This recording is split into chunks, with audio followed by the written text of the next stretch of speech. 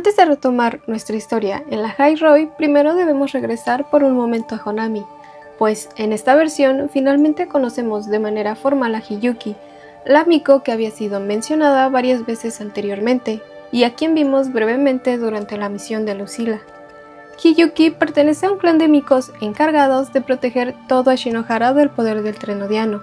Sin embargo, según se nos cuenta, jamás han logrado erradicarlo por completo. Únicamente consiguen hacerlo retroceder, pero tarde o temprano siempre termina regresando. Y debido a que Honami forma parte de Ashinohara, Hiyuki había vuelto a la ciudad con el objetivo de purificar a los abandonados que aún permanecían allí. Y es que sus pesares eran tan profundos que terminaron por concentrar el poder del lamento, facilitando así la aparición de nuevos incidentes.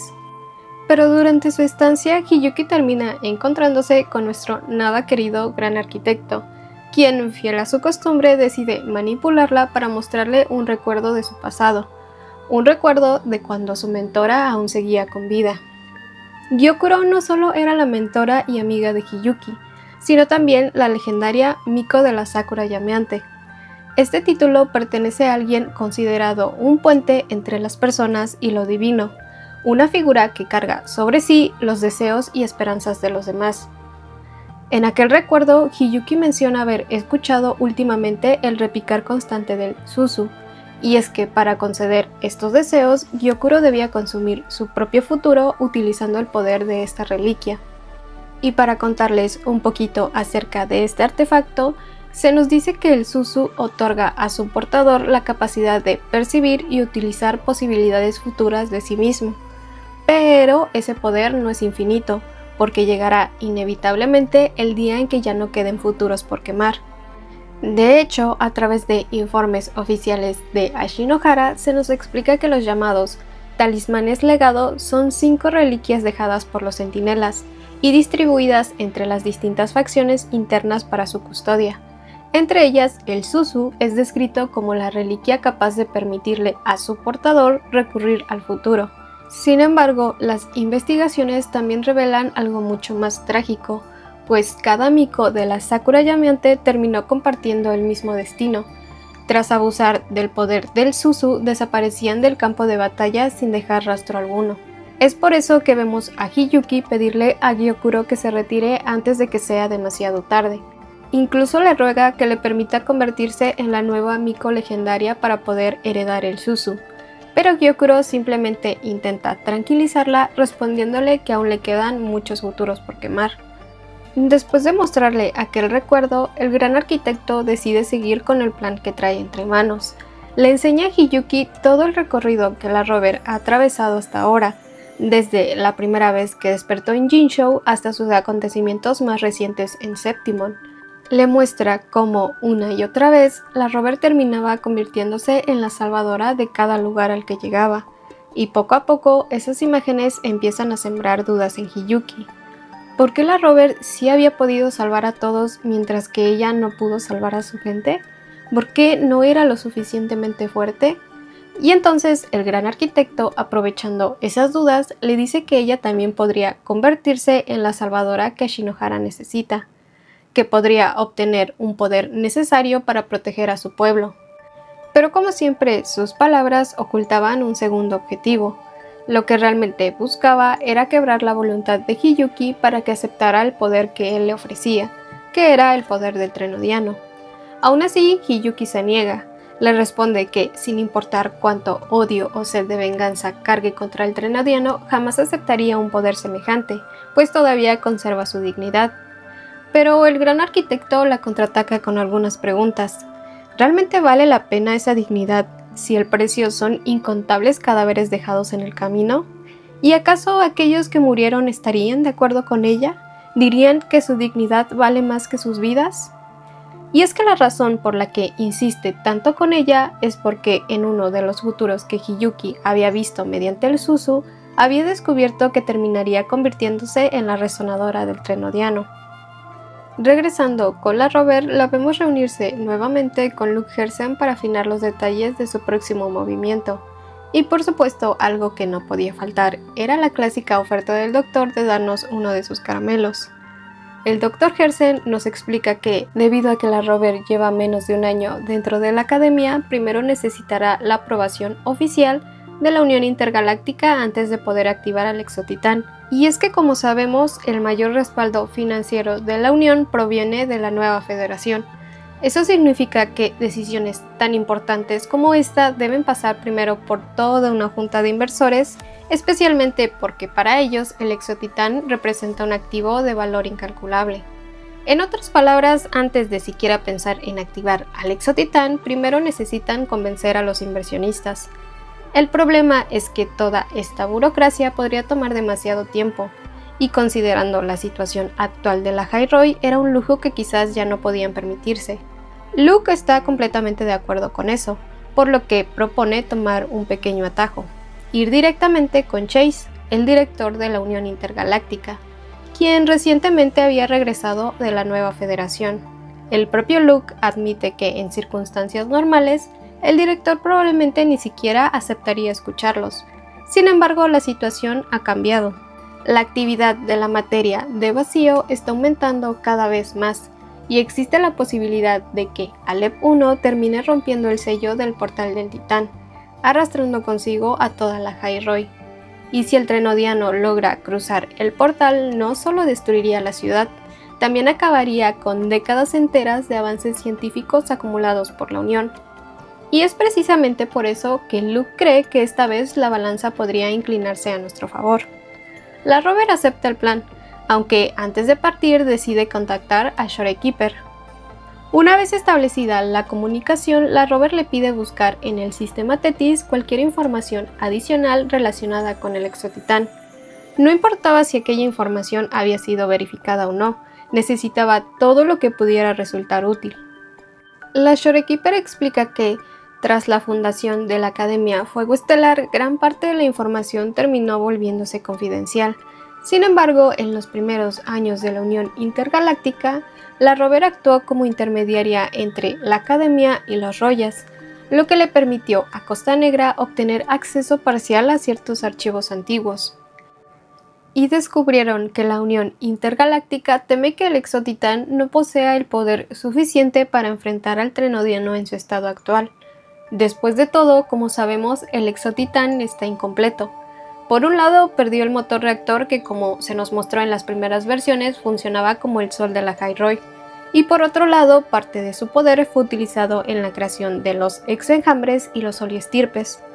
Toda esta preocupación terminó dando origen a la llamada Iniciativa de Resonancia Aumentada, también conocida como los sincronistas, pues tras estudiar la manera en que los centinelas interactúan con sus respectivos resonadores, la Unión formuló la hipótesis de que el Exotitán, al ser una existencia similar, también podría amplificar enormemente su poder mediante un resonador compatible. Sin embargo, considerando el vínculo especial que la rover comparte con el Exotitán, el sistema Tetis recomienda una alternativa mucho más adecuada: utilizar una piedra angular ubicada en las profundidades de la High-Roy. Esta piedra angular funciona prácticamente como un ancla y fue dejada por el propio Exotitán hace mucho tiempo. Actualmente permanece justo encima del sello del portal del Titán. La Shorekeeper entonces explica que la rover podría utilizar esta piedra como medio de conexión para controlar al Exotitán, y la razón de ello es porque nosotros somos su árbiter. Además, la Shorekeeper también menciona que el plan de Luke para encontrar a Aymet dentro del espacio de vacío es completamente viable. La idea consiste en utilizar la cáscara de exoenjambre que se tiene de Aymet como una especie de guía, pues debido a la conexión existente entre sus frecuencias, aquel vínculo podría ayudarles a rastrearla dentro del espacio de vacío. Por eso mismo, Shorekeeper recomienda que nos la llevemos con nosotros cuando llegue el momento de activar al Exotitán. Finalmente, antes de despedirse, la rover le pide a la Shore que Costa Negra mantenga una vigilancia más cercana sobre la High-Roy, por si llegan a necesitar ayuda. En fin, después de aquello, la rover finalmente se reúne con Lucilla y Chase. Y algo a recalcar es que el director parece conocernos de nuestra antigua vida. Esa misma vida que ya no recordamos debido a que nosotros mismos nos borramos nuestros recuerdos. Lamentablemente sobre este tema no se nos dice mucho al respecto. Yo sí quería saber cómo es que se conocían, pero pues no pasó. Continuando, Chase nos explica que, debido a que todavía no existe suficiente conocimiento sobre Aleph 1, destruirlo no entra en sus opciones. El verdadero objetivo es utilizar al Exotitán para reforzar el sello del portal del Titán y evitar así que el Trenodiano termine atravesándolo. Sin embargo, para lograrlo necesitan dos cosas fundamentales: un sincronista cualificado y una réplica funcional del motor reactor. El problema es que dicha réplica aún se encuentra en su fase final de desarrollo. Aunque fue construida a partir del motor reactor caído y basada directamente en la estructura del original, todavía le faltan datos esenciales para completarse. Y esos datos solo pueden obtenerse bajo condiciones extremadamente específicas. Necesitan registros precisos del Exotitán operando en altas concentraciones de materia de vacío y además de lecturas ambientales obtenidas directamente desde el interior del Trenodiano. Sin esta información, Chase admite que no puede garantizar que el Exotitán sea capaz de resistir la corrupción de Aleph 1. Aún así, el director acepta que la rover pilotee al mecha, aunque deja algo muy claro: el objetivo principal de la misión son los datos. En cuanto a la búsqueda personal de la rover, únicamente dispondrá de 10 minutos, pues ese es el tiempo máximo que las barreras de materia de vacío pueden cubrir el portal del Titán. Con todo decidido, nos dirigimos hacia las llanuras Dim junto con Aymed, quien previamente había hecho una pequeña parada para recuperar su viejo cassette, llevándolo como si fuera una pieza importante. Al llegar a las llanuras nos encontramos nuevamente con Lucila y Hiyuki. Lucila nos cuenta que hace 10 años una enorme fisura de materia de vacío se abrió en aquella zona, y que fue Hiyuki quien logró cerrarla completamente sola. Gracias a ello, tanto la Unión Intergaláctica como los Royas pudieron reforzar exitosamente el sello del portal del Titán.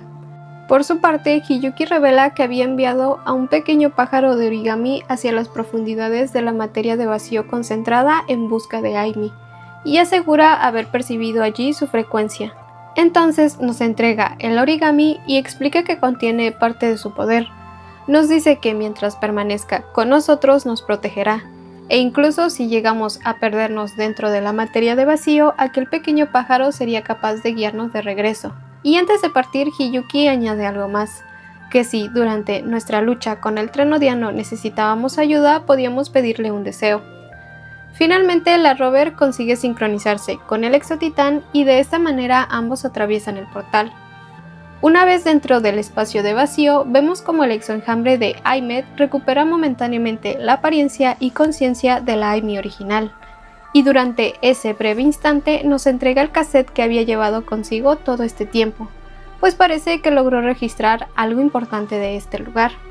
Sin embargo, no nos quedamos por mucho tiempo. Usando sus poderes, Denia consigue expulsarnos del espacio de vacío antes de que podamos hacer algo más. Pero cuando despertamos nuevamente, la rover aparece sola dentro de la academia, sin Aymed y sin el Exotitán. Así es, acabamos de perder un mecha colosal e importantísimo dentro del espacio de vacío. Así que vayan revisando sus carteras porque ya tenemos una deuda millonaria en la High Roy. En fin, retomando el resumen, rápidamente nos damos cuenta de algo mucho más grave. Las tormentas de vacío ahora también han comenzado a aparecer dentro de la propia academia. Gracias a Morny descubrimos que las tormentas comenzaron a manifestarse repentinamente en distintos sectores de la High Roy, incluso dentro de las instalaciones académicas, aunque todavía no logran identificar de dónde provienen exactamente las brechas que las están generando. También nos explica que gran parte de la población ya fue evacuada, y quienes permanecen en la ciudad se encuentran ahora mismo en el Instituto de Investigación, trabajando en las modificaciones finales de la réplica del motor reactor, junto con los Royas, quienes se encargan del ensamblaje y la verificación del sistema. El plan con este artefacto es que, una vez completado, el nuevo motor logre contener la propagación de la materia de vacío. En cuanto al cassette que trajimos de regreso, los análisis revelan algo inesperado. Dentro de él existe una cantidad absurda de información, como si miles de personas hubieran dejado sus registros almacenados allí. Pero al profundizar todavía más en los datos, descubrimos algo aún más extraño. El cassette contiene una enorme red de coordenadas distribuidas por toda la High Roy, y cada una de ellas corresponde a lugares donde las tormentas de vacío dejaron atrás antiguas runas Roya. Al darnos cuenta de que aquellas runas podrían ser la clave de algo mucho mayor, todos comienzan a movilizarse para encontrarlas. Y cuando finalmente logran reunirlas todas, la verdad detrás de ellas sale a la luz. Las runas forman un mapa esférico capaz de revelar la ubicación actual y exacta del Exotitán. El problema ahora es que la contaminación de la piedra angular ya se encuentra completamente fuera de control, haciendo imposible utilizar nuevamente el portal del Titán para ingresar al espacio de vacío. Debido a esto, la rover propone utilizar la antigua fisura que Hiyuki cerró hace 10 años como una nueva vía de acceso hacia el vacío, con el objetivo de recuperar tanto al Exotitán como a Aymet.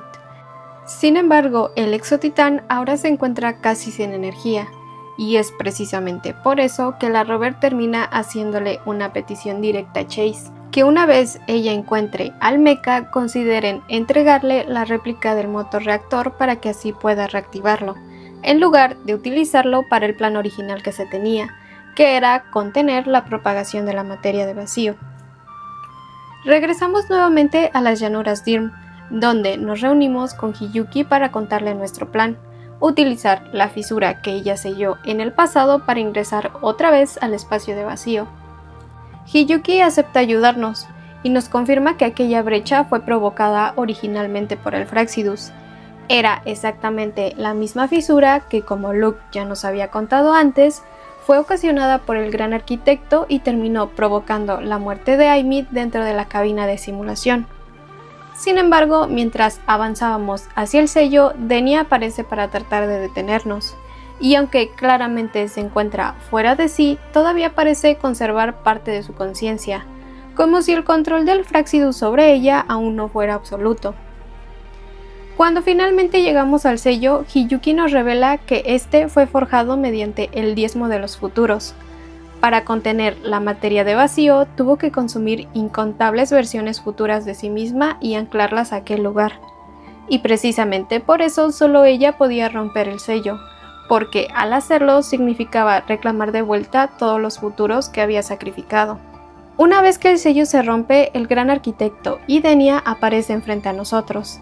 Denia finalmente se ve completamente perdida, casi ausente, y anticipando las palabras del Gran Arquitecto, Hiyuki le deja en claro, antes de que él siquiera pueda hablar, que el futuro en el que ella se convertiría en la resonadora del Trenodiano ya había ardido, porque cuando abrió el sello y la marea oscura intentó devorarla, utilizó el poder del Suzu para estabilizar aquel lugar, consumiendo así ese futuro.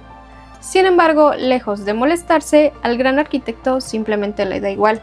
Es entonces cuando nos revela que Denia fue creada por el Fraxidus específicamente para aportar el poder del Trenodiano. Admite que, tras el fracaso con Mia, intentaron crear un recipiente superior, uno refinado mediante el espíritu de una Miko, alguien que quizás pudiera soportar completamente el poder del Trenodiano. Pero pues como sabemos, Hiyuki los rechazó, y debido a ello terminaron creando a Denia. Aunque según sus propias palabras, incluso si ella fallaba, siempre podían crear otra y otra y otra más hasta conseguir finalmente una resonadora del Trenodiano completamente obediente. En medio de aquel conflicto, Denia logra recuperar brevemente la conciencia y apenas consigue pedirnos ayuda. Claramente está sufriendo una batalla interna contra la corrupción que Alep I ejercía sobre ella. Y aunque durante el combate termina siendo parcialmente consumida por el poder del Trenodiano, Hiyuki logra devolverla momentáneamente a la normalidad. Sin embargo, Denia queda gravemente agotada y herida, por lo que Hiyuki decide quedarse atrás para cuidarla mientras la rover continúa avanzando hacia el espacio de vacío. Pero antes de partir, Hiyuki decide hablarnos sobre Aymet. Nos cuenta que leyó el informe relacionado con ella, uno donde se menciona su deseo de salvar al mundo, y después de que Lucila le dijera que la rover era su familia, Hiyuki llegó a pensar que fue precisamente por nosotros que Aymet decidió seguir el camino de la salvadora.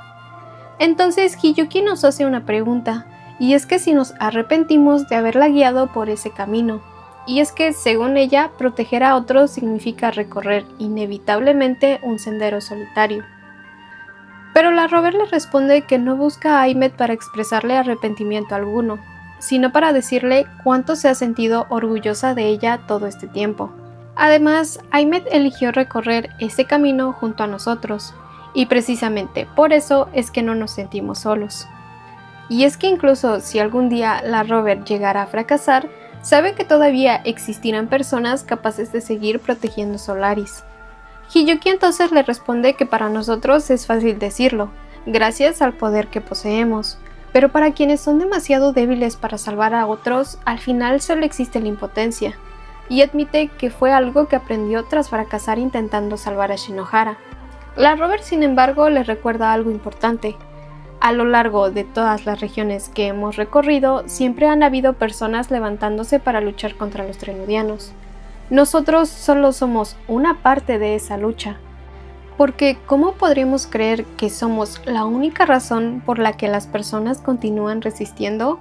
¿El pensar que todo terminaría únicamente porque nosotros fallamos? Eso es arrogancia, y también un insulto hacia las personas que siguen eligiendo pelear, porque nuestras victorias jamás han pertenecido solamente a nosotras. Mientras exista, aunque sea una sola persona capaz de llegar hasta el final del camino, entonces todavía habrá esperanza. Y antes de partir, la Rover le deja una última petición a Hiyuki, que cuando llegue el momento en el que vuelva a sentirse sola cargando con todo ese peso, mire a su alrededor, porque encontrará a personas que lograron hacerse más fuertes gracias a ella, personas que la admiran, personas orgullosas de quien es, y cuando finalmente alcance el final de su viaje, comprenderá que nada de eso fue en vano. Después de aquello, la Rover finalmente regresa al espacio de vacío en busca de Aymet.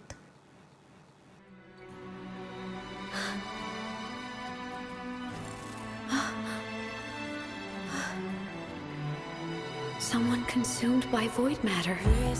Come here. The Exostrider's power is nearly spent, but I'll do my best to protect you.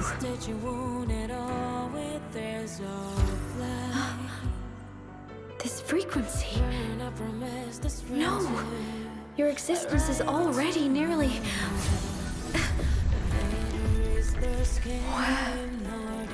Am I? Did the Void Storm consume me?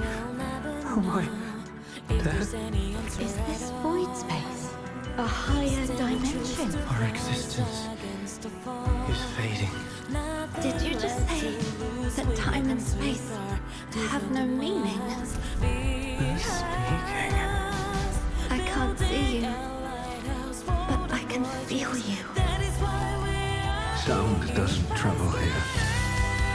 Thoughts do.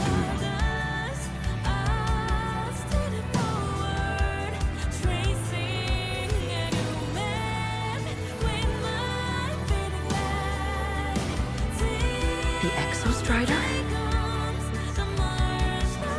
Why is the Exostrider here? What happened? The light. What should we do?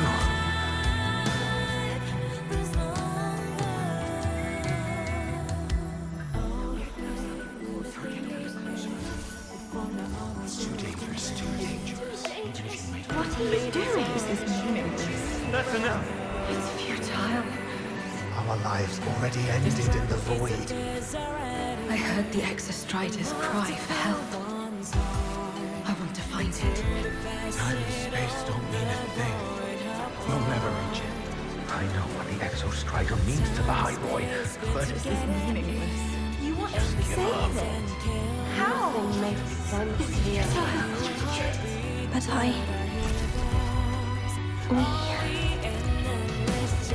We made it to the stars to reach for the unknown, didn't we?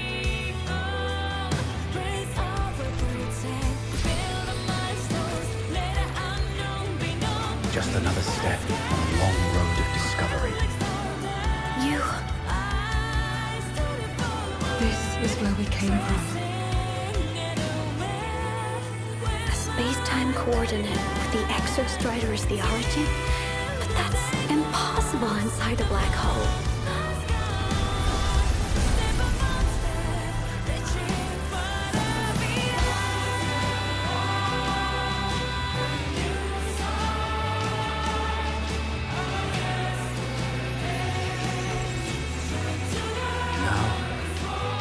mark the path with the future.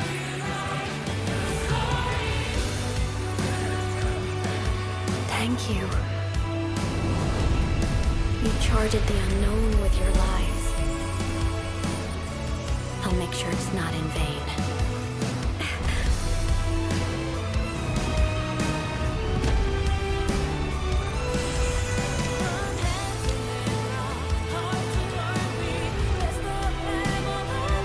The light of the origin point. We will bear it.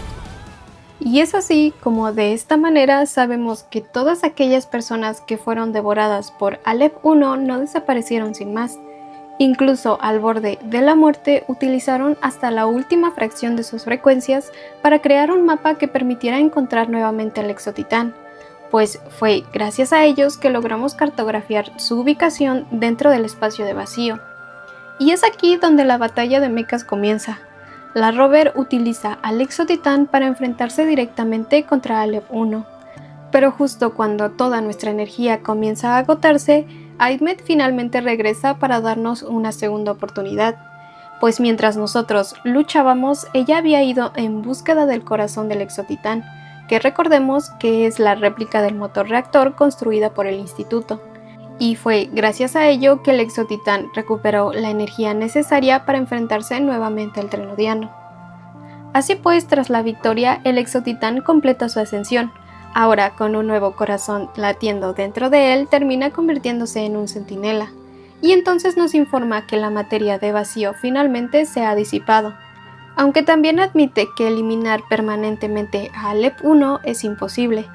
Por ello, él mismo ejecutó un juicio para exiliarlo hacia los confines más remotos del universo.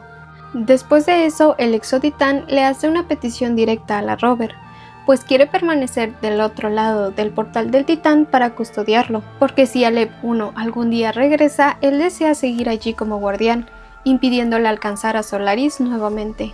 Y antes de despedirse, graba algo dentro de nuestro cassette.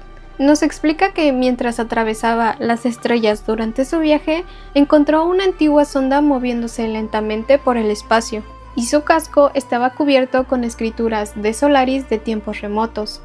Es por ello que decidió entregar aquella grabación como último regalo para la gente de la High Roy. Además, el Exotitán también nos deja una última petición, que lo dejemos cambiar su nombre a la High Roy. Finalmente, la rover y Ahmed regresan sanas y salvas. Y es entonces cuando Amy dice algo que resume perfectamente toda esta historia. Nosotras no fuimos las que salvamos el mundo, sino que fueron los exploradores consumidos por la materia de vacío quienes cartografiaron los datos sobre ella y el Exotitán desde el interior del Trenodiano. Y fue la gente de la High Roy quien descifró el cassette y construyó la réplica del motor reactor. Y gracias a todos ellos es que el Exotitán finalmente pudo expulsar al Trenodiano. Así que esta nunca fue una historia sobre héroes salvando al mundo, fue el mundo salvando a sus héroes. Y por cierto, si tenían curiosidad sobre el contenido de aquella grabación dejada por el Exotitán, resulta que se trata de un ruido blanco proveniente de El Vigía, una de las 9 sondas interestelares lanzadas antes de que el mar etérico envolviera Solaris. Aunque claro, no podíamos terminar esta historia sin volver a hablar del gran arquitecto, porque al final parece que incluso permitir que la Unión Intergaláctica se hiciera cargo de Edenia formaba parte de sus planes. ¿Algún día conseguiremos borrar esa sonrisa de su rostro, aunque sea por unos segundos? A estas alturas comienzo a pensar que el verdadero protagonista de esta historia es el gran arquitecto. Dejando mis sospechas a un lado, también en esta escena descubrimos que Eris es la vicearquitecta del Fráxidus, y que el gran arquitecto tiene pensado visitar personalmente a Frolova. Con los asuntos de la High Roy finalmente resueltos, Hiyuki regresa a Honami para cumplir con una última tarea. Y es que después de tanto tiempo finalmente logró encontrar la frecuencia de Gyokuro. Se nos dice en esta escena que su mentora jamás quiso que Hiyuki se convirtiera en la siguiente Miko de la Sakura llameante. Lo que realmente deseaba era que ella pudiera vivir lejos de las cadenas del Suzu y perseguir un futuro que le perteneciera únicamente a ella. Sin embargo, Hiyuki no puede evitar expresar el dolor que todavía carga dentro de sí. Le duele que Gyokuro nunca se retirara a tiempo, que en lugar de ello terminara consumiendo uno por uno todos sus futuros hasta no dejar atrás ni siquiera sus cenizas. También le confiesa algo más, que desea ser ella quien finalmente derrote al tren odiano para que Shinohara nunca vuelva a necesitar otra Miko después de ella. Además, Hiyuki admite que cuando escuchaba las hazañas de la Robert sentía envidia. Pensaba que si hubiera tenido una fuerza como la suya, a Shinohara habría podido salvarse, que quizás sus días no habrían estado llenos de tanto pesar, y ella habría podido vivir una vida normal y tranquila. Pero después de conocer finalmente a la Robert en persona, comprendió algo importante. Incluso alguien considerada una gran salvadora carga consigo incontables dolores y fracasos, y entendió también que el sendero de la salvadora jamás se recorre en soledad, sino junto a innumerables personas, porque incluso si algún día termina reducida a cenizas, gracias a Gyokuro, a la Robert y a todas las personas que han estado a su lado, nunca más se sentirá realmente sola. Y antes de desvanecerse por completo, Gyokuro le responde a Hiyuki que está orgullosa de la persona en la que se ha convertido. Aunque claro, esta historia todavía tenía espacio para una última aparición del gran arquitecto. Y es que antes de que termine esta misión, él le deja una advertencia a Hiyuki. Le dice que hace no mucho tiempo su ciudad natal desapareció en un solo día. No le dice cómo, no le dice por qué, simplemente le dice que la isla se ha desvanecido. Así pues, con esto concluimos la historia de la versión 3.3, o al menos su primera parte, porque todavía nos queda pendiente toda la historia de Denia. La verdad, esta misión me gustó muchísimo. Diría que la historia se me pasó rapidísimo, aunque no tanto al principio, porque primero conseguí a Hiyuki y obviamente quería subirla de nivel, pero tristemente no tenía los materiales que necesitaba. Así que me tocó aguantarme y avanzar la misión antes de poder farmear tranquila. Pero sinceramente llegó un punto de la historia donde me atrapó tanto que hasta terminé olvidándome de eso. Creo que este fue un muy buen final para el arco de la High Roy. Y definitivamente una de las escenas que más me gustó fue cuando todas las personas consumidas por la materia de vacío utilizaron hasta lo último de sus frecuencias para ayudarnos a encontrar al Exotitán. Definitivamente fue una de mis partes favoritas. Y honestamente tampoco esperaba que termináramos teniendo esta mecánica de combate contra Alep 1 utilizando al Exotitán. Yo estaba convencida de que todo iba a quedarse únicamente en cinemáticas, pero al final no fue así y la verdad también disfruté muchísimo esa parte. Así que ahora quiero saber qué opinan ustedes. ¿Qué les pareció esta misión? ¿Les gustó? ¿No les gustó? ¿Más o menos? En fin, recuerda suscribirte y dejarme en los comentarios qué fue lo que más te atrapó de esta historia. Muchas gracias como siempre por acompañarme en este viaje. Nos encontraremos en nuestro próximo destino.